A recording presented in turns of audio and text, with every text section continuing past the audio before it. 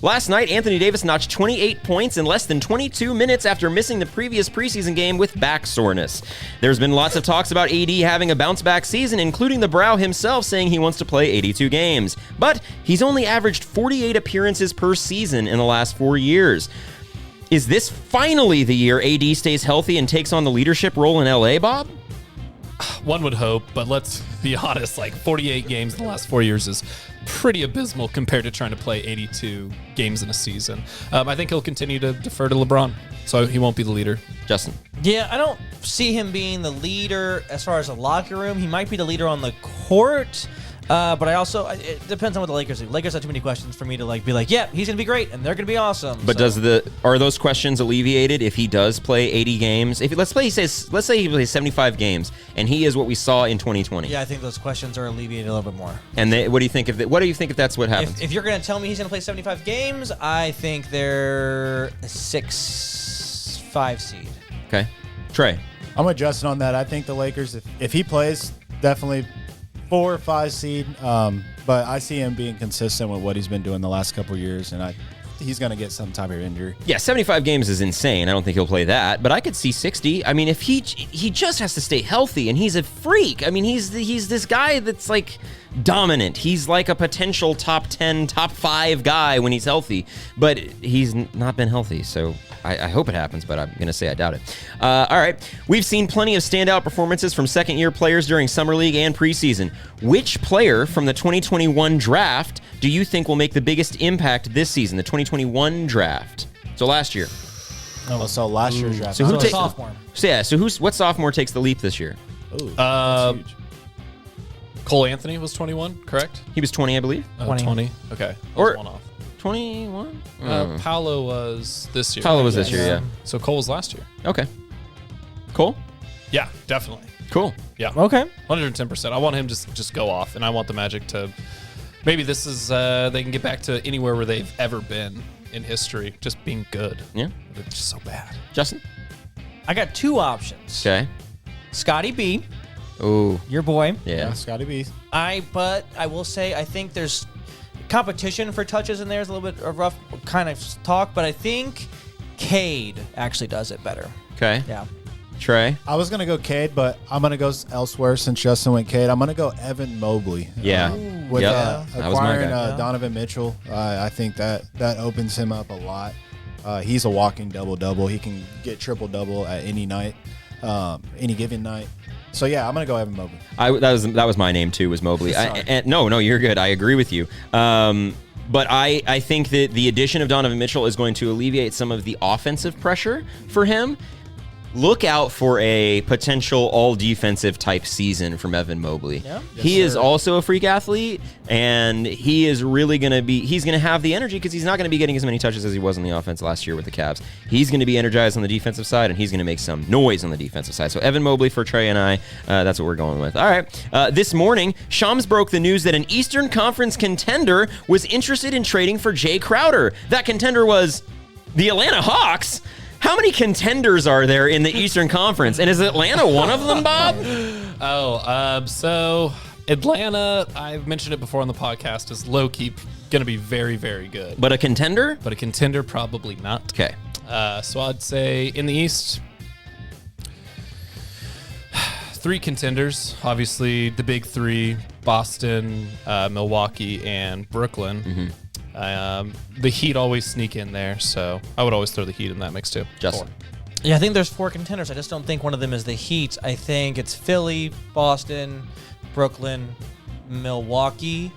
I don't really care. I don't think the Hawks are gonna do it. I think the Hawks kind of missed that little window, like woohoo, flash in the pan, and I think they're gonna fall back down. And I think my Washington Wizards are gonna be better than them this year. You think the Wizards are going to be better than the Hawks this season? Yeah, I With the think addition of a better DeJounte record. Murray. No way. Yep. And potential addition of Jay Crowder. Sell your soul. Yeah. Yeah, that's a sell your soul right Yeah, there. that's a Trey? sell your soul. When the Hawks got DeJounte Murray, I thought, they may be a contender, but, looking back at these Eastern Conference teams, you got the Milwaukee Bucks, then the Boston Celtics, and, of course, the Brooklyn Nets. But then, I'm thinking either Philly or Cleveland. I don't see Atlanta being a contender. Yeah, I don't think they're a contender either. There's 3 contenders in the East. Bob said it. It's the Nets, it's the Bucks, and it's the Celtics. And I think, despite all their drama, the Celtics are still the front runner to return to the finals. The Bucks are horrifying. I don't know how anybody's going to beat them, but as it stands now, I'm going Brooklyn. Brooklyn. Brooklyn Nets. If they all come to play basketball, watch out for If they all come to play basketball. Although the other day, Ben Simmons really showed his true colors. His first game wasn't terrible, but the second game, whoa, brother. Fade away. All right, the Lakers announced last week that Rob Pelinka's contract would be extended through 2026. If Pelinka's performance thus far warranted a 3-year extension, what could he possibly do to one day get himself fired? Good stuff, Kyle. Probably punch Jordan Poole in the face. You'd have to punch LeBron James in the face, Right, yeah. right? And Justin? Well, we forget his performance so far has led to a title, so there is partially that. They would have to take a very bad trade on Russell Westbrook that apparently Genie Bus doesn't veto. So I don't know if there's anything he can do to lose his job.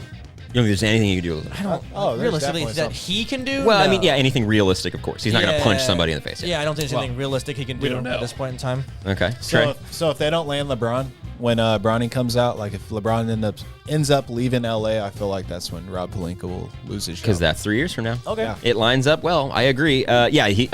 Again, Trey, we're on the same page today. If he loses LeBron, I think it's over. team here. If he can't find a way now, if Bronny gets drafted to Utah, I think LeBron's going to Utah. I don't think that he at that point he just wants to make it there. And we've talked about this at length, but he just wants to make it to playing with his Suns. Once he plays with his Suns, it's over. He doesn't care. If he loses LeBron, though, it's over. Got to get rid of him. I mean, it led to a title, Justin, but. The Westbrook trade. The AD trade, which, like we just said, 48 games this season, it did lead to a title, but it also led to Russell Westbrook. It led to Patrick Beverley. It led to, their big offseason signing last year being, Carmelo Anthony at 37 years old, who was productive and is no longer with the team.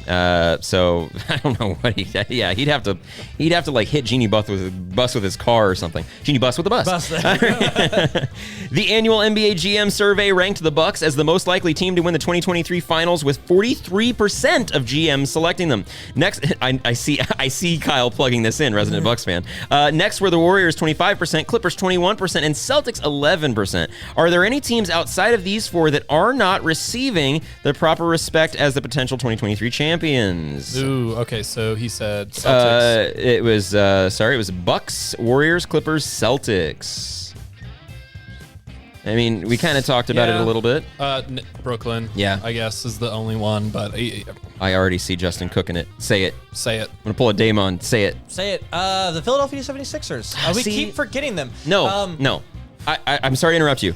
I have watched every Sixers playoff game for the past 5 years, and I would like to tell you that they are not a contender. They are. I love Joel Embiid. He's one of my favorite players. I have met him in person. He is a nice guy. I have pictures with him. I have a jersey of his. He cannot be the best player on a championship team, and Harden's prime is past. The Sixers window is not open unless Tyrese Maxey becomes an all-star level player this year.